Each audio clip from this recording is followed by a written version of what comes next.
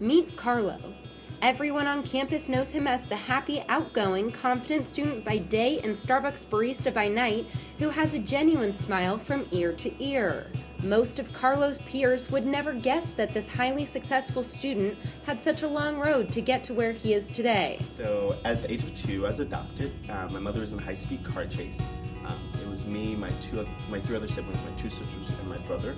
And I was put to the system for adoption.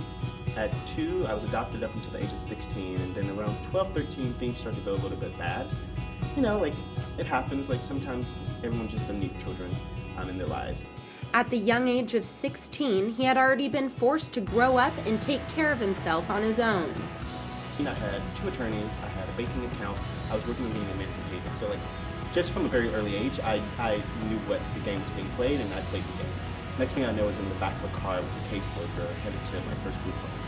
But after years of uncertainty and self-reliability, things began to change for Carlo. We finally found the Hicksons. Tim and Jamie Hickson, who is white, Republican, complete opposite of me, but they were like, you know, like, it was a huge risk for them to take you on.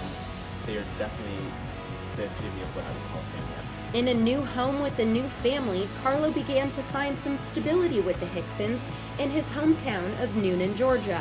That's where my life did a complete 180. I remember specifically coming home, going to my bedroom. I had just a few clothes, nothing much, and I put on this outfit, and I remember just looking in the mirror and crying because I finally, for the first time, felt like a kid, and I felt free, and I felt like I was loved, and I had some sort of value. Because I would look in the mirror before, and I would just cry because I just didn't feel like I was anyone. Like, I didn't know who I was. I was just trying to make it.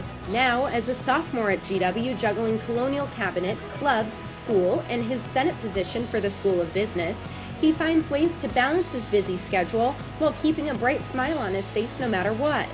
But there is a lot more to this infectious smile than what meets the eye. I've come to really appreciate the fact that I guess I have this smile. People tell me that all the time. But just because I'm smiling does not mean that I'm happy, does not mean that I'm sad. I just smile because I think that's one of the ways that I get throughout my day, throughout my struggles. Once he makes his mark here at GW, Carlo has great plans that go far beyond individual success to make sure his experience as a child will be much easier for children like him in the future. After graduating, I want to start a franchise of male group homes that are arts-based, meaning the boys would have to be involved with either band, theater, choir, some sort of expressive art. And I want to start these starting with my hometown, and I want to expand them as much as possible across the nation, because there are a lack of group homes throughout the nation, especially male group homes. Although he is just 19, Carlo has had the opportunity to take all of the experience he has gone through and turn them into something that can positively affect everyone around him. I would just see them on the street and I would smile, and then that smile would lead to a hello, and that hello would lead to a friendship.